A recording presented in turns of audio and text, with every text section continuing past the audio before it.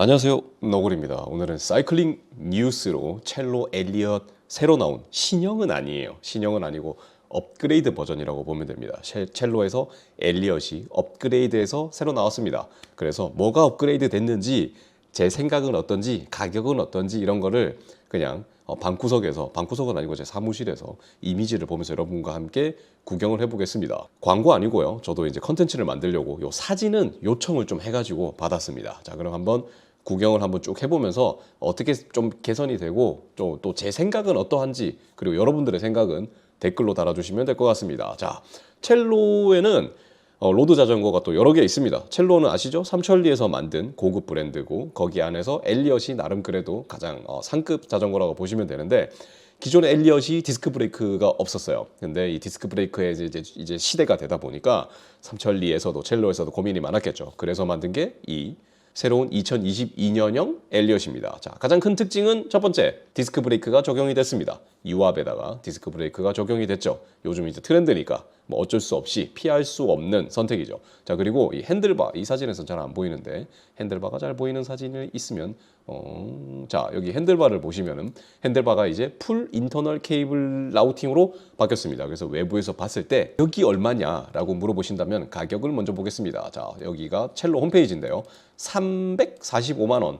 그러니까 이게 어쨌든 카본 자전거, 에어로 자전거에 풀 인터널 카본 핸들바에 카본 휠에 울테그라 11단 구동계를 가지고 있는데 345만 원이니까 가성비는 진짜 괜찮습니다. 예, 진짜 괜찮은 거죠.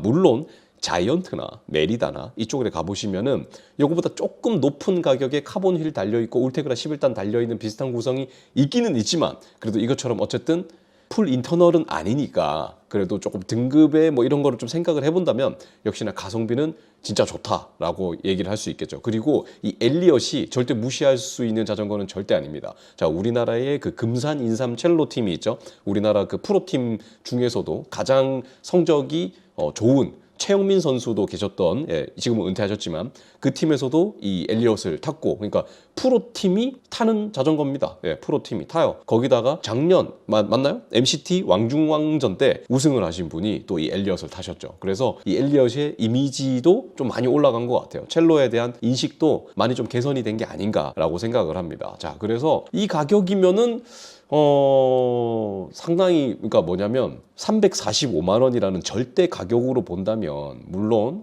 싼 가격이라고 할 수는 없죠. 345만 원이 뭐 만만한 돈은 아니지 않습니까? 하지만 구성을 따져본다면 진짜 괜찮은 가격이다라고 할 수가 있습니다. 자, 그러면은 좀 자세한 구성을 한번 보고 넘어갈게요. 자, 일단 구동계는 울테그라 11단 구동계가 달려 있습니다. 휠은 부엘타 VX2가 달려 있는데, 이 휠은 스펙을 제가 좀 찾아보니까 한 1,500g 후반대라는 얘기도 있고 1,700g대라는 얘기도 있는데, 1,700g이면 사실상 거의 알루미늄 수준이기 때문에 제가 볼 때 1,500g 후반대가 맞지 않을까라고 생각을 합니다. 그러니까 가벼운 휠은 아니에요. 이게 무게가 L 사이즈 기준으로 8.02kg, 하여튼 8.2 정도, 8.2 정도 나간다고 합니다. 그러니까 여기다가 카본 휠만 좀 괜찮은 걸로 업그레이드를, 그러니까 파스포츠에 좀 가벼운 그런 것들이 있죠. 네, 그런 것들로만 살짝 업그레이드를 해줘도 7kg대는 충분히 들어갈 수 있지 않을까라는 생각이 드는 게 이 모델이고요. 그리고 이 휠 같은 경우는 기본으로 출고를 할 때 지금 사진을 보면은 클린처 세팅이 되어 있어요. 자, 그런데 이거를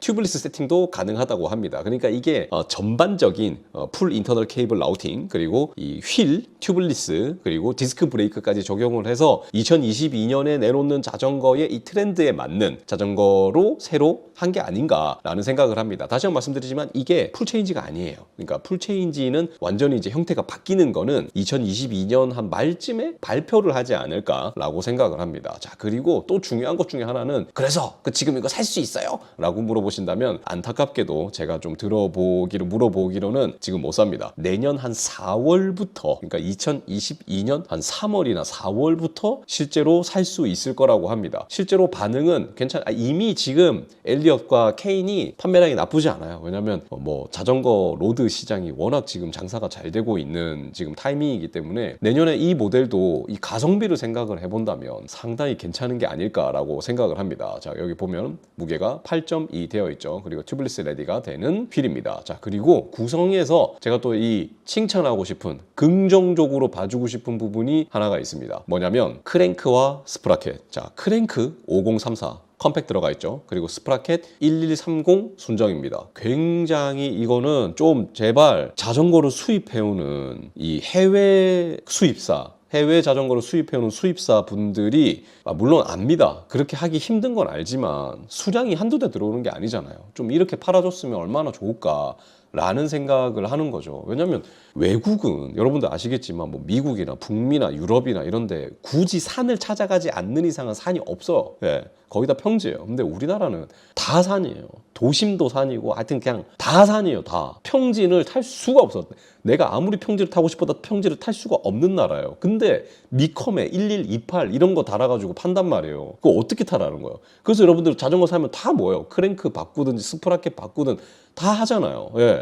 근데 에어로 자전거인데 컴팩에 1130을 달았다. 굉장히 칭찬할 수 있는 얘기입니다. 이게 한국 시장에 이렇게 팔아야 되는 거예요. 여러분들 미컴에 1128 이런 거 달아가지고 어필 잘 다니세요? 한국 어필? 널미제, 벚고개 이런데 서울고기만 해도 후반부에 가면 14% 15% 나오는데 그런 거 탈 때 케이던스 7, 80 나오십니까? 그래서 이런 거는 칭찬할 만하다. 그러니까 한국 시장에 첼로가 자전거를 파는 데 있어서 좀 맞게 한 게 아닐까라고 생각을 합니다. 그리고 브레이크 같은 경우에는 좀 특징 중에 하나가 뭐냐면 이 로터가 보통 요즘에 로드들이 거의 앞 로터가 160mm를 많이 써요. 160mm. D는 140 쓰든지 아니면 앞뒤 160을 쓰든지 많이 하는데 얘는 울테그라 이제 구동계에 140mm를 씁니다. 근데 이게 그러면 제동력이 좀 부족한 게 아니야? 라고 생각을 하실 수도 있는데 전혀 그렇지는 않습니다. 그냥 유압 디스크 브레이크는 140mm든 뭐든 충분합니다. 예, 그거는 확실히 충분해요. 자, 그러면은 아쉬운 거는 이제 뭐 여기 사이즈에 대한 부분. 여기 보시면은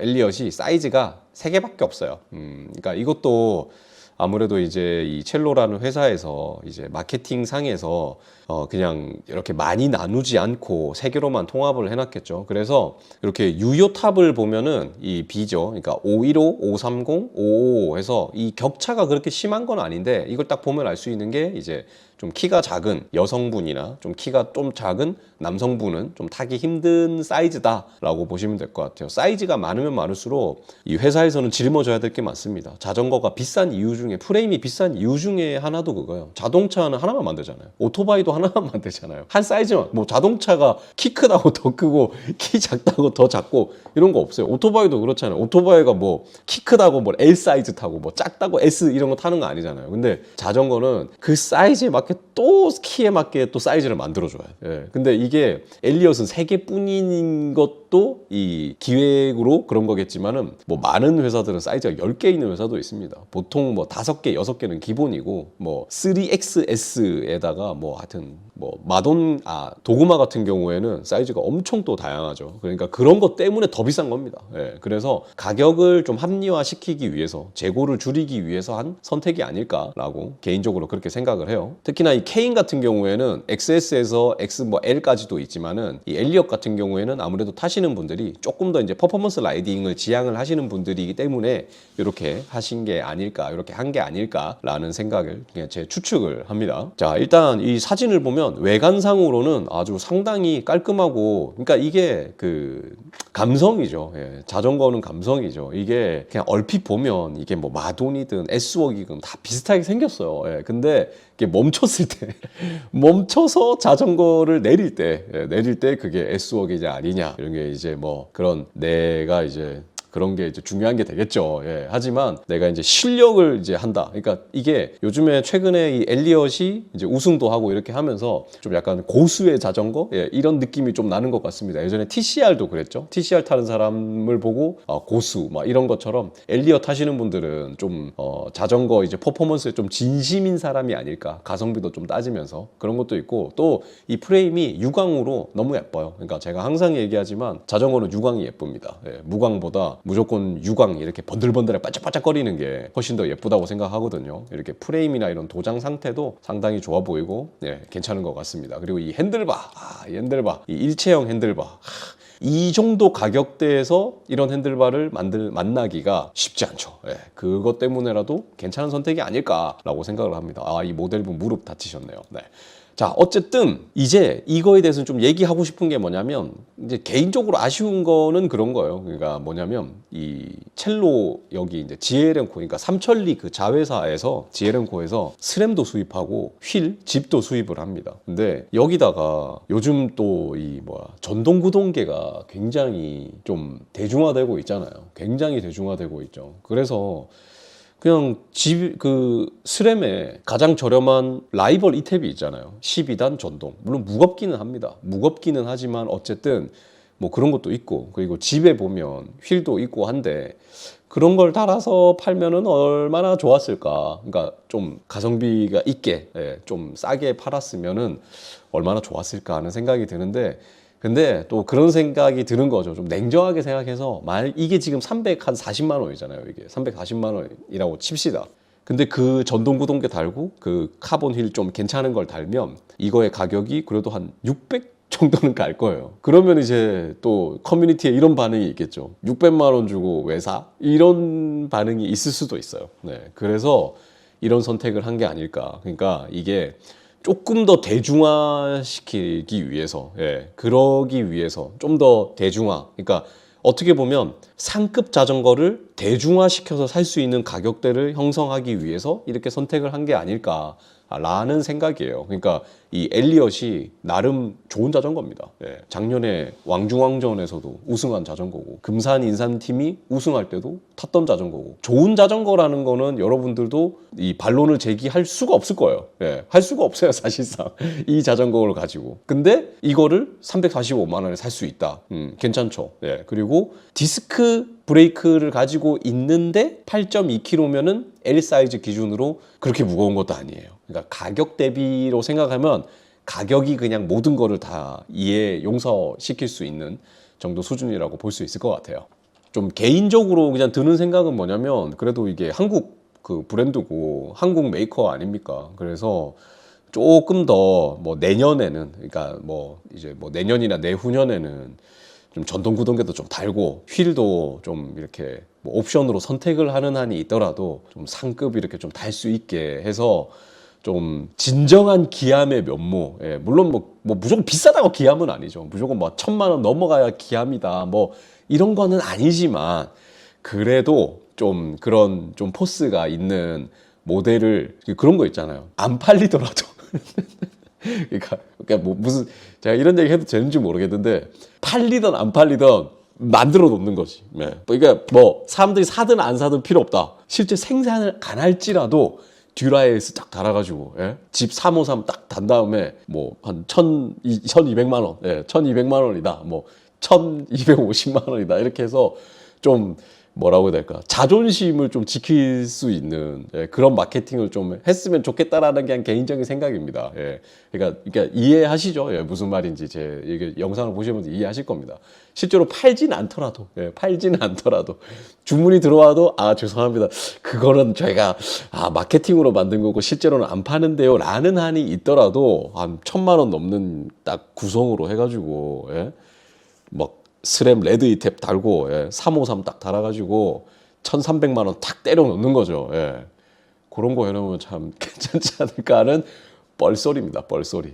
그냥 헛소리라고 생각하시면 될 것 같고, 관심이 있으신 분은 한번 미리 예약을 해놓으시면 될 것 같아요. 345만 원 정도면은 상당히 가성비는 괜찮고, 구성상으로도 이렇게 지금 이미지도 보셔서 아시겠지만, 구성이나 디자인이나 이런 거 봐도 이 돈이 아깝지는 않은 자전거입니다. 근데 문제는 내년이 또 되면 이게 수량이 얼마나 있을지 모르죠. 그러니까 관심이 있으신 분은 미리부터 좀 알아보시면 좋을 것 같다라는 생각이 듭니다. 근데 진짜 예뻐요. 그냥 하는 말이 아니라 예쁘긴 예뻐요. 이 에어로 이 프레임의 이 형상과 특히 일체형 핸들바는 진짜 예쁩니다. 이게 일체형인 것과 아닌 거의 차이는 상당히 커요. 이게 실제로 에어로 효과는 별로 없어요, 여러분.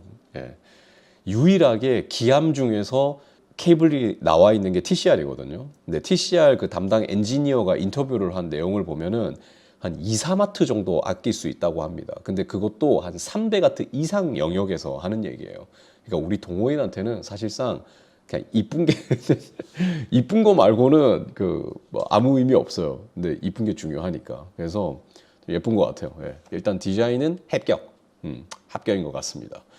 관심 있으신 분들은 미리부터 알아보시면 될 것 같고, 자, 오늘의 사이클링 뉴스는 여기서 마무리하도록 하겠습니다. 자, 오늘 영상이 조금이나마 볼만하셨다면 구독과 좋아요 부탁드리고 항상 안전한 라이딩 하시고 겨울이니까 부상도 조심하시길 바라겠습니다.